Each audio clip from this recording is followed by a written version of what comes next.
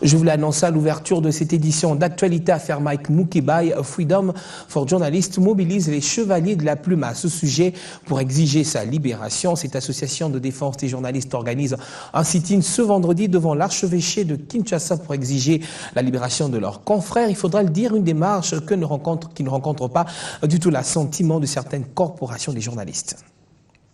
Moi, le plus grand journaliste pour moi, le plus bon, c'est le fineur, c'est le gars qui m'amène des infos que je ne retrouve pas dans les autres journaux, que je ne retrouve pas dans la concurrence. C'est ça pour moi le bon journaliste. Qu'importe, hein, même s'il n'est pas un bon rédacteur, mais s'il peut déjà fouiner et mettre son nez un peu partout, ramener les bonnes informations, ça c'est le bon journaliste pour moi. Sa quête de l'information lui a coûté sa liberté. L'éditeur du journal RD Congo News est en détention préventive dans une affaire qui l'oppose à un certain Richard Vianney, plaignant. Cet article publié dans un des numéros de Congo News, honte et opprobre pour un cardinal vendu au régime, serrait la pomme de discorde. Dans cet article, ce journal critique les actes de l'archevêque de Kinshasa. Dans la corporation, l'on ne parle pas le même langage. Pour l'Observatoire des médias congolais, l'instruction ou la poursuite de l'instruction ne peut pas se faire lorsque la justice est saisie.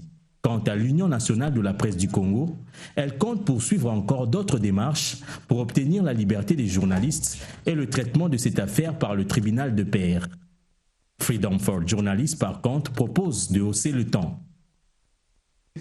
Dans un point de presse organisé jeudi, cette association de défense et de promotion de la liberté de presse a annoncé l'organisation ce vendredi d'un sit-in devant l'archevêché de Kinshasa. Nous avons écrit déjà il y a 72 heures au gouverneur de la ville de Kinshasa avec copie au commissaire provincial de la police, ville de Kinshasa donc, et au commandant de la police du district de la Funa, la juridiction qui va nous voir observer le sit-in, mais aussi aux institutions des Nations Unies.